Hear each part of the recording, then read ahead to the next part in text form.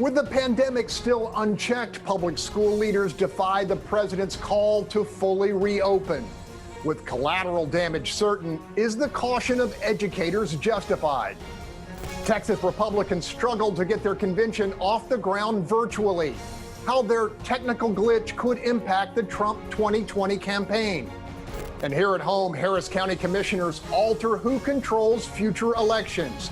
Was it a positive step forward or yet another political power play?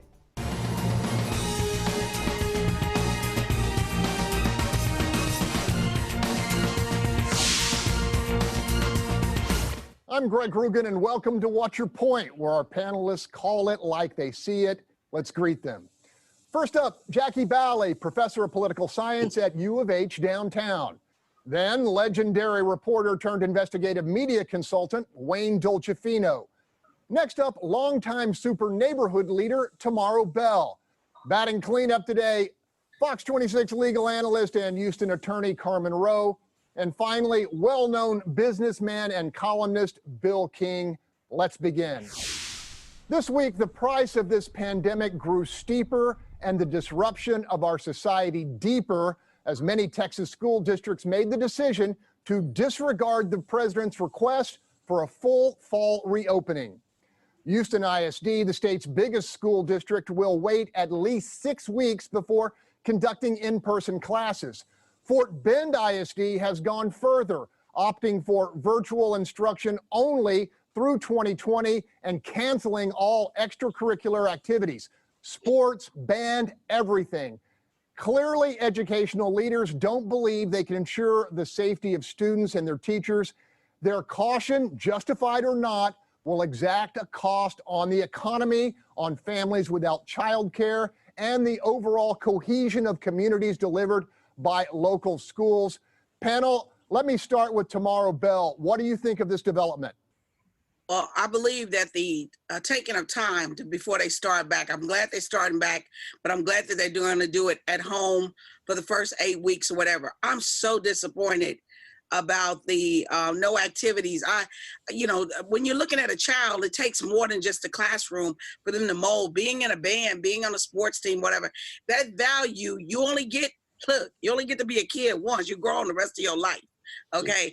And I hate to see that we're at this point where they have to make these kind of decisions. But I can appreciate the safety first, because as we are right now, there is no solution. So you've got to do something. You want to get back into the mode. And for right now, you got to adapt and you got to move on. So the way they're going to do that, let's do online courses until we can look at this and see where we are in 8 weeks. And I can appreciate that. Bill King, jump in here. This is a tough call. Yeah, look, I'd hate to be a superintendent trying to make this decision right now. I really think, though, it needs to be left up to the local school districts because the situation varies dramatically from one location to the next. And in areas like Houston, where we've got a high level of community transmission right now, this seems like a reasonable compromise to me to go 6 weeks and see how the numbers change. The problem is it could look a lot better here in a month, but they're having to make decisions about opening school right now without knowing exactly where those numbers are. So leave it up to the local school districts. Jacquie Baly, you had to spend the spring semester instructing virtually. What do you think of this decision in Fort Bend, your home district? Look, it's very difficult for these young students and young people to have discipline when they're at home and their schedules have been just thrown away. And it's very difficult for a lot of people who are in need. The students and the families who are at a lower socioeconomic level, they're the ones who are going to suffer the most. We do respect the fact that teachers and administrators have to look at the overall impact, health, and a better and safe way to educate our students. I do believe the prong approach that Fort Bend ISD is using by having a virtual online session, looking at the numbers to see if there actually is to see if they do any additional in-class teaching is a very smart way to approach it. But we do have to have some type of normalcy for these students, and we have to have it soon. Wayne Dolcefino, we talked, at least in my lead-in, about the collateral damage here. You think this is a bad move not to open up in the fall as President Trump is pleading with districts to do? All right, well, let's take the president out of this at the beginning of the day. Look, I want to be reasonable because that's what I am. I'm a reasonable guy. Let's get back to school, okay? This is going to be the second semester. Kids aren't in school with their friends and learning. And let's look at the numbers, okay? Because you know me, I'm like a part-time freelance epidemiologist. Look at the numbers. Little kids, if they get sick, the odds of them really getting real sick is virtually nothing. Protect the old people. Protect the sick people. Let the kids go back to school. And I'll tell you something, as a father of a daughter who's at U of H, this is the second semester. She's going to be sitting home, not with her friends, not meeting people, not getting ready for the real world. And the folks at U of H and colleges all over the country are going to charge full tuition and add fees, and that's insane. Discounts. All right, Carmen Roe, I'm going to take this to you as our legal eagle. Look, the teachers' unions have said they think that going back full-blown is a bad idea for many of their members. Are there liability issues here that the districts have to take into consideration, you think? I think there's always liability issues, but I do think it's smart that this is an essential need. I mean, school is not optional. These kids need to get back in the classroom. And I think what I've said before, after COVID-19, there's going to be a new normal. And so virtual classes are being offered for 6 weeks in some areas, and you can opt into a person-to-person interaction as well. So these teachers are going to likely litigate their right to not get back into the classroom, because I know a lot of them feel very strongly about that, and that's their right. And we're going to see where the rubber meets the road between their obligation to be there and their safety as we go into the future. But I think that we're being smart to slowly soft pedal us back into the classroom. But make no mistake, social interaction and schooling is going to change forever because of this COVID-19. And so as we start with virtual, classrooms, we may end up there by next year. And these teachers are going to have to adapt to what is the changing environment in their chosen profession. I want to circle back around to Tomaro Bell. Tomaro, what are you hearing from moms and grandmoms in the neighborhood about having these kids at home for an extended period of time? Take 30 seconds. They're not happy. No sense in lying. They're not happy with it. They would prefer that they would be in there because kids need structure and they needed to grow. But the safety, and they know and they care enough about the teachers, and they love their teachers, and they don't want to put them in harm's way. And Carmen is right. If you can perform your job via electronics versus doing it in person, they're going to have a hard time saying why you can't keep it. Okay, we're going to leave it there. Coming up, the pandemic extinguishes Friday night lights and a lot more throughout the Lone Star State.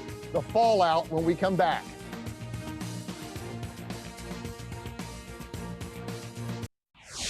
Hard to believe, but the Friday night lights of the 2020 high school football season will be largely extinguished by the threat of COVID-19.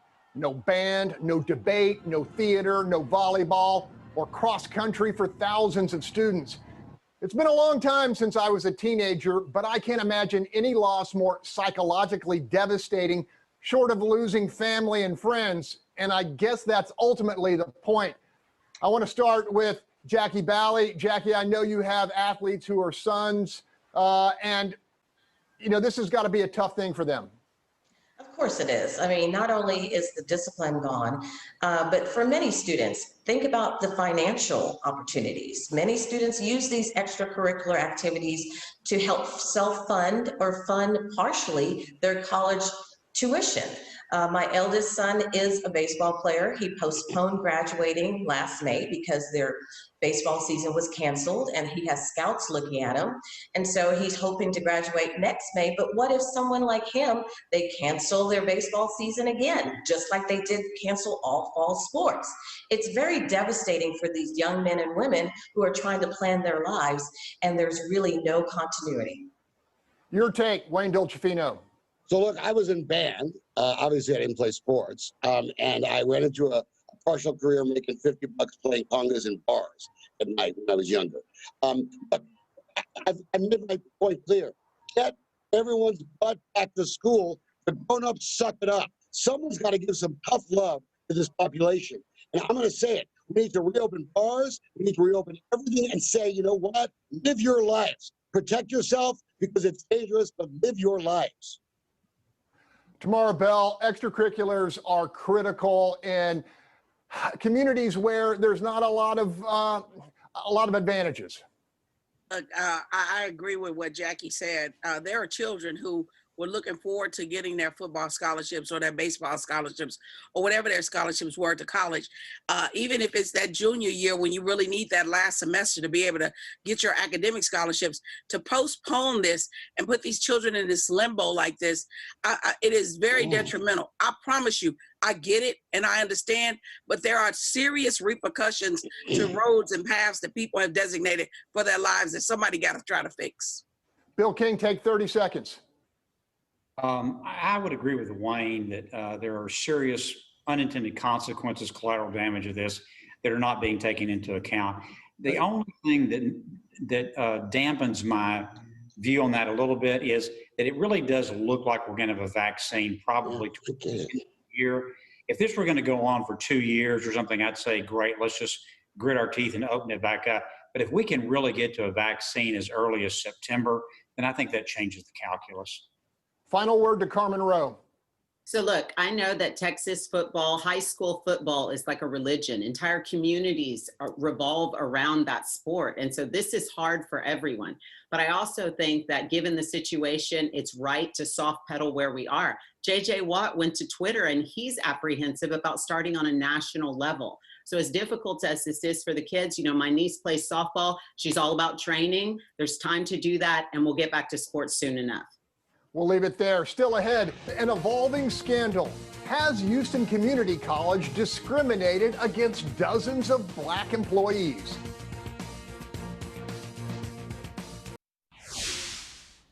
A scandal continues to percolate harshly at Houston Community College. In what's been described as systemic modern-day Jim Crow, dozens of African-American current and former HCC employees claim they've been fired, demoted, or unjustly disciplined by Chancellor Cesar Maldonado, who has replaced them with mostly Hispanic new hires. The lawsuit also alleges misappropriation of federal grant money and a calculated 90% reduction of the longtime black professionals at HCC. Tomaro Bell, I know you know all about this. What's going on? I am so glad that this is finally being looked at. This has been something that has been percolating for years. I had a neighbor who had been there over 26 years, who had done phenomenal in the GED program. When she was fired, they told her they would get back to her and let her know. She was so devastated. That lady died. I mean, this is something that has been going on a long time. And Wayne is familiar with the corruption that has been alleged for decades in the grants and everything, but it had really gotten to a heightened since they feel that this new chancellor has taken over. So I am so glad that this is finally being looked at, because the damage that was done by some of the grants that should have gone to deserving students was manipulated into another way and actually went to faculty members. So I am so glad that this is actually being pushed to the forefront. Wayne Dolcefino, is there a there at HCC? Yeah, so a little disclosure, my company helped the lawyer Ben Hall put out a press release and arrange a press conference on this. Houston Community College has claimed since March that because of COVID-19, there's nobody that's working and getting paid that can actually produce records that would prove or disprove this. But I'll tell you one thing, it's the same thing I said weeks ago about HISD. You know, everyone wants to blame the white folk. And I tell you something, the black folk and the Hispanic folk in these government agencies, and it's not just HCC, are fighting over power. And it's the same problem at HISD. And it's going to destroy a lot of these government entities if we don't take race and ethnicity and whatever you want out of this equation. That is the biggest problem. One of the biggest problems in these places that's not being talked about, Greg, is everyone's afraid to offend one of the minority groups. And somebody needs to say, because it's happening. Bill King, I understand Baker Botts has entered the legal fray on the side of the plaintiffs. Is that some kind of signal? Look, HCC has been a mess for as long as I can remember in this town. I mean, it's just a long series of scandals. You know, there's been a lot of discussion about maybe we ought to have gubernatorial appointments for community colleges like we do regular universities instead of electing the trustees. I think we really ought to give that some serious consideration, because I promise you, You go out in the average public, 99 people out of 100 could not tell you the name of one person on that HCC trustee board. Right. Carmen Roe, the original complaint seemed to have quite a bit of paper trail documenting some of the problems at HCC. You think they have a case here based on what you've read? Yeah, I mean, look, if it's true that over 5 years they can document that Hispanic leaders targeted Black educators to exclude them, and that 80 to 90% of those people have been gone by the wayside over the last 5 years, I think they have a problem. This turns into a class action suit. We're going to see litigation for years about this. But when we talk about equality, it's not one race elevating another. And if that's what Maldonado's been doing over the last 5 years, and it seems to be evidenced by this lawsuit, you know, I think they got a lot of problems coming ahead. Jacquie Baly, what's your take on this? 90% is a hard number to overcome. And there's going to be documentation that we're going to continue to see as this lawsuit evolves. And also the Black versus Brown fight that we continue to see in the educational systems in the Houston area. That's something that we're going to continue to see. But last but not least, HCC has been a corrupt entity for decades, from the trustees to administrators, and now we're seeing that some federal grants can also be being brought into this lawsuit. This is not a surprise to any of us who've been in the Houston area, but this is time for us to finally do something about this corrupt entity. Right back to you, Tomaro Bell. I know you're friends and have spoken with Ben Hall, who doesn't lose often. Baker Botts is now in this. Any insight? Yeah, run, Forrest, run. That's what they need to do over there at HCC. Because when you get Ben, Baker, and Botts, your ass in trouble. That's BBB. Got to leave it there. Up next, the Washington Redskins shed their controversial name, and a Texas icon could be the next target of History Revisited.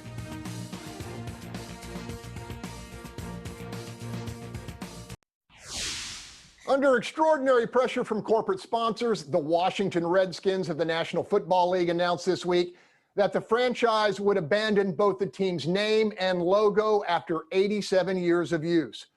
Elsewhere, the Texas Rangers Major League Baseball franchise is being asked to abandon its name, with critics citing racial violence committed against Black and Hispanic targets by the legendary law enforcement agency during its nearly 2 centuries of existence.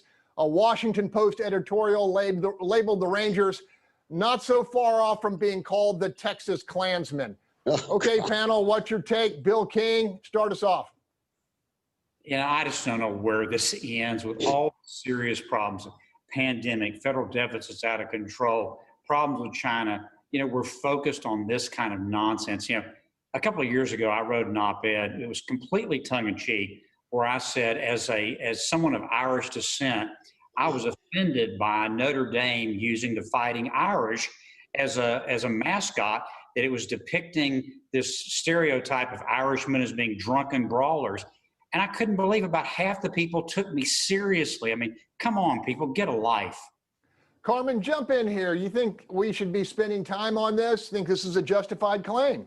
No, I think the Atlanta Braves and the Cleveland Indians survived. I think we will too. But I think it's important to remember that the Texas Rangers is still the elite of the elite in law enforcement here in Texas. And so, not to mix metaphors, but they're the New York Yankees of law enforcement. And so if we're keeping them, we're not getting rid of the baseball team that is named after that law enforcement agency. Jacquie Baly, there is some documented issues with the Rangers, I guess during the civil rights era and long before. Should that be held against them? Of course not. We're in 2020. I do find it a little humorous that in 2020, all of these names are so offensive, but they weren't offensive in 2010 or 2000. Look, with the Washington Redskins in particular, follow the money trail. FedEx owns the rights. They're one of the #1 sponsors for the Redskins, and they're the ones who said, you are now changing the name. The owner once said that the name was in honor of Indians, and he was adamant he was not going to change the name. But when a major sponsor says, yes, you are, then all of a sudden they will. But all of a sudden for us to wake up and say, I'm so offended by every single name, it's absolutely ridiculous. Wayne Dolcefino, I have an idea where you're headed on this. Okay, so look, I moved from Brooklyn when I was 13. I went to Albert City Johnston Junior High School. Never knew the guy was a Confederate. Don't care, didn't care then, don't care now. Okay? And I also went to Bel Air High School. I was a cardinal. It's a red bird. So if someone's going to get pissed off that the bird was red and not black or green, let me tell you now, I don't care. Stop this. Let's just move on. Let's move forward, folks. Stop worrying about crap that happened 150 years ago. It's enough. Tomaro Bell, are the panelists who have spoken against those who are critics of the Rangers, are they being insensitive? Well, I don't know enough about their history. I'm not from here. One of them pulled me over. I think I told him I had to pee. I was pregnant. He let me go. So, I mean, I didn't have a beef with it. And you said that there's a baseball team called the Texas Rangers. Didn't know that. I mean, I'm not into sports like that. But Lamar High School was the Lamar Redskins. And I have a lot of friends that graduated from Lamar. And when Lamar PTO put out those shirts, once a Redskin, all a Redskin, they sold out repeatedly. Those people didn't find it offensive.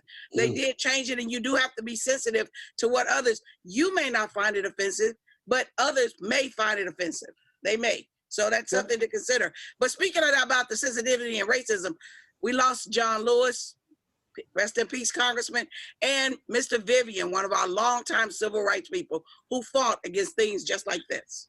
Rest in peace. Still ahead, the Republican State Convention in crisis. Can a last-minute court ruling end the chaos? We live in times of great anxiety. But the Bible teaches, don't be anxious. Instead, it reminds us that He will heal this land. God works through each of us to fulfill that prophecy. When searching for a term to describe the on-again, off-again, on-again Republican State Convention, the word train wreck comes to mind. Given just a week to wrangle a virtual gathering after Houston Mayor Sylvester Turner canceled the event as a public health risk, the Republican Party offering was plagued by major technical difficulties. Turns out the stakes were pretty high with a critical Monday deadline for selecting national electors. In other words, no convention, potentially no electoral college votes for Donald Trump. And just when things couldn't get more confusing, U.S. District Judge Lynn Hughes overturned the city of Houston's cancellation, leaving open the option of a last-minute one-day in-person gathering at the George R. Brown Convention Center. What a freaking mess. And then the Fifth Circuit jumped in. Bill King, what do you have to say about this? Over the years, I appeared before Judge Hughes many times when I was practicing law.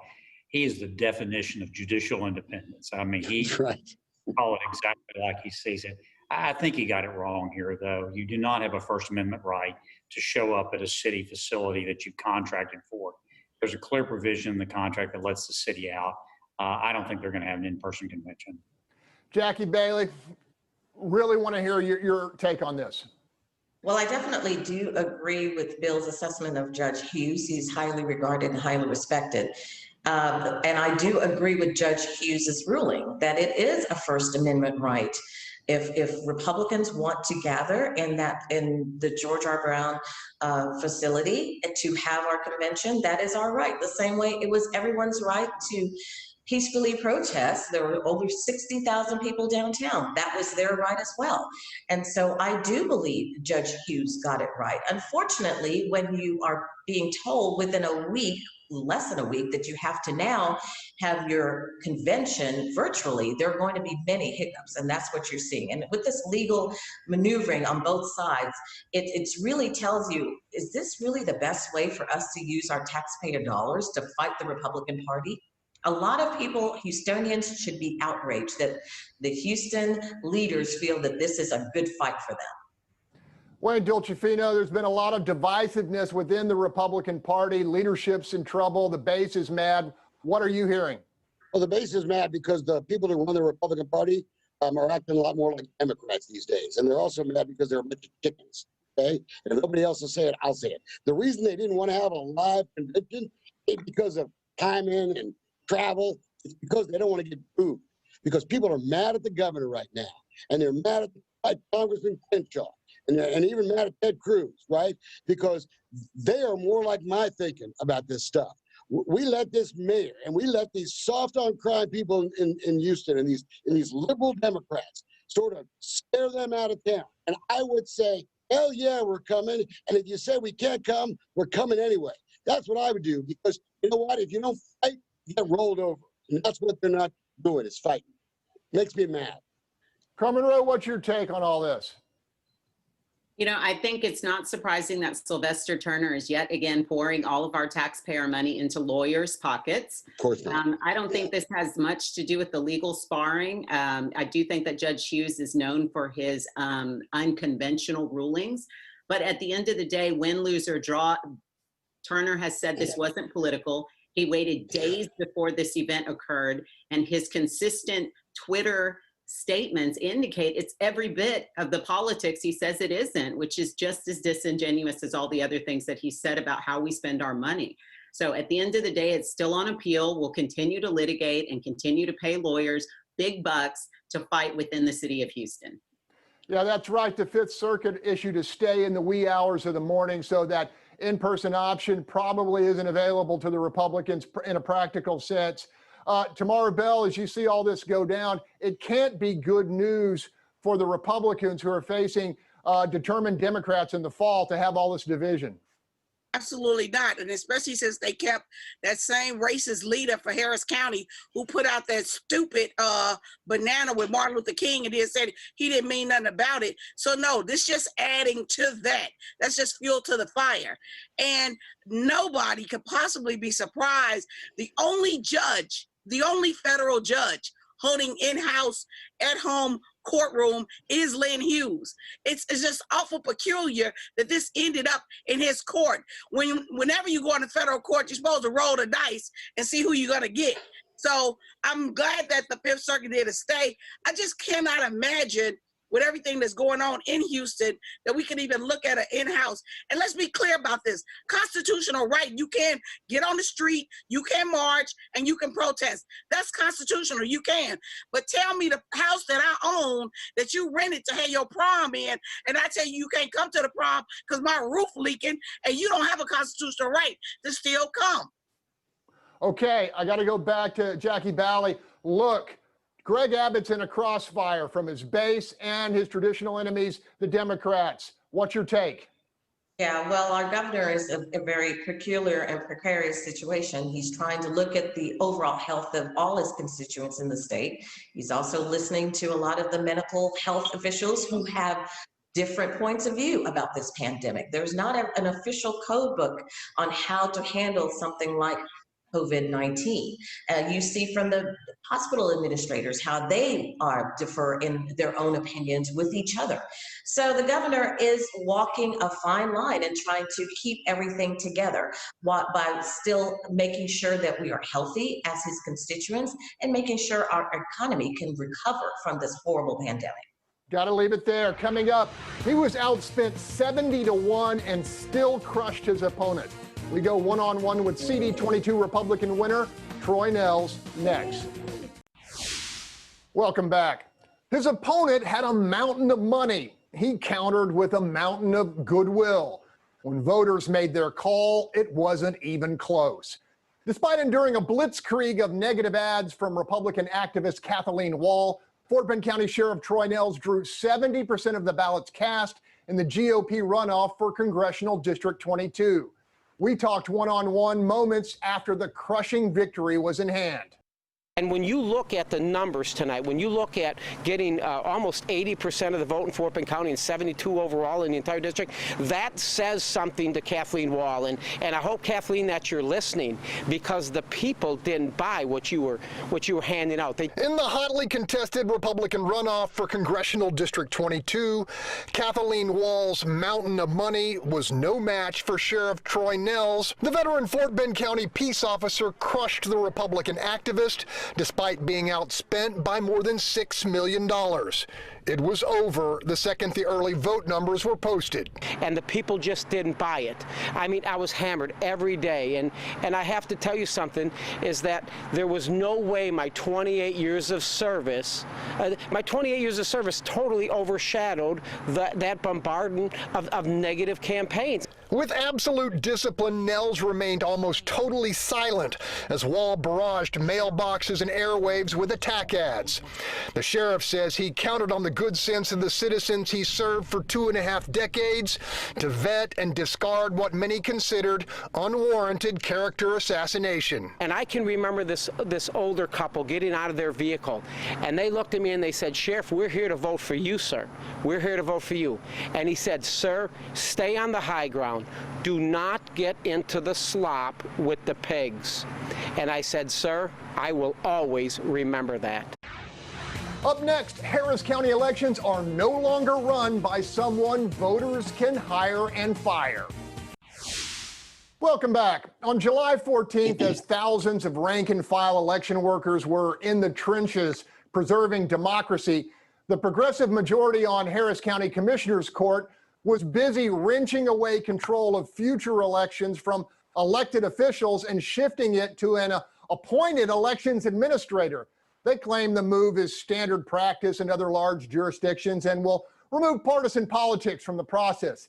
Maybe, but the timing of this decision made on an election day during a pandemic seemed curious. Wayne Dolcefino, what's your point? Well, look, I've been screaming this till I'm blue in the face. These folks that are running commissioners court downtown, especially Rodney Ellis, let me tell you something. There ought to be grand juries of being accountable because they are single-handedly destroying this county government for years to come. The transparency of it and the ethics of it. Let me tell you a quick story, though. I actually called the county clerk's office about 2 weeks before the primary runoff, and I was investigating some alleged ballot harvesting on the east side. I had been out to the precinct, and you'd think I was like investigating some scary thing, right? There's all a game going on out there, and the clerk told me, "Look, you just need to take it up with the political party because we don't do that here." Okay, so that's all changed. Okay, we've got the clerk's office now sort of doing this to election fraud in this town, and these people scare me. I've said it. But I'm blue in the face. These are Rodney Ellis. I hope you're listening. Somebody ought to yank your you-know-what to a grand jury. Okay, Tomaro Bell, you spoke out loudly and harshly in person against this move. What's your point? Listen, the date and the timing was arbitrary and capricious, but I'm telling you, voters need to be very concerned. We just elected Ann Bennett Harris and Diane Troutman to their positions in March of 2020. We just elected them. Diane Troutman recused herself and said because of her health, she was resigning. But the voters elected who they wanted to handle their elections and who they wanted to register their voters. And what was initially put on the agenda as a study to look at an elections officer was flipped, and they voted on it and took that from all of the voters who voted in Harris County. This is wrong. This did occur in Dallas. The lady who was in this position is just resigning. She had to run against herself to resign because of the corruption and the mistakes she was making. You should never have somebody depending on their job and their livelihood to decide how they're gonna run your elections and who gets registered to vote. That is a recipe for corruption. Preach, girl. Okay, Bill King. Mike Knox said the other day, when people tell you it's not about politics, it's always about politics. What's your take? Is this a smart move? Well, the idea of an election commission in of itself, there's nothing wrong with that. A lot of counties do it. And if they'd gone forward with a study, if they'd had a bipartisan group look at it and come up with a way to do this with some safeguards and protections, that would have been fine. But that's not what they did. This fell on a completely partisan line. It hasn't been thought out. And look, these three commissioners have acted in such a hyper-partisan way ever since they got control of the court. I just don't think anybody in the county is going to trust it. And I'm telling you, I think you're going to see a real backlash in some of these down ballot races this time between this and the bail reform that's gone so seriously bad. I think they're playing with fire. Jacquie Baly, what's your take on this from a political scientist point of view?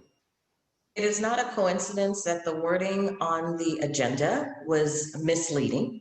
It is not a coincidence that the day that this was going to be discussed and decided on, that it was in the middle of a primary runoff where activists were out into the community and they were not able to get the proper leadership into Commissioner's Court to talk about this. It is not a coincidence that after the election of this position, they want to eliminate it.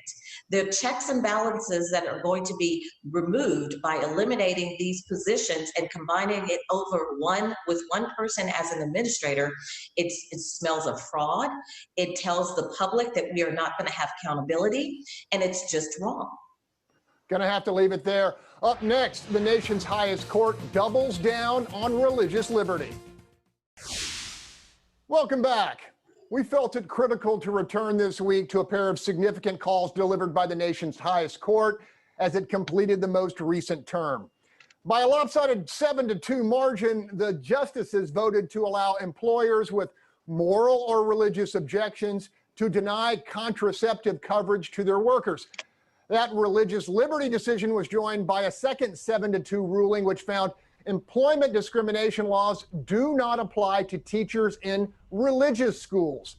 Now, given the conservative lean to the court, the outcomes in these cases may pose little surprise, but clearly the margin of consensus was, at least for me, somewhat unexpected. Panel, what's your point? I'm starting with our legal eagle, Carmen Roe. So I think that both of these opinions get down to what is fairness across the board. So the first opinion has to do with procedure involving the application or the exclusion that has to be requested for religious groups. And essentially, in a very complicated opinion, they say, look, the legislator got this wrong and it's not applied fairly to everybody, period. So it's going to go back to the lower court. We're going to see more litigation.